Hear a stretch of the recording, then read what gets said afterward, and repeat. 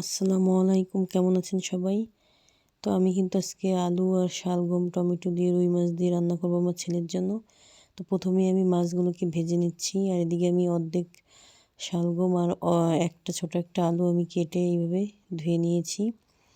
তো এদিকে আমি মশলা বেটে নেবো এখন। জিরা, রসুন, পেঁয়াজ, কাঁচামরিচ বেশি দেবো না, একটা দেবো যেহেতু আমার ছেলে ঝাল খায় না। তো আমার কিন্তু রুই মাছ ভাজা হয়ে গিয়েছে। এখন আমি বাটা মশলা দিয়ে হলুদ, লবণ, তেল পরিমাণ মতো দিয়ে ধুয়ে রাখা সবজিগুলো দিয়ে কিন্তু আমি 10 মিনিটের মতো কষিয়ে নেব।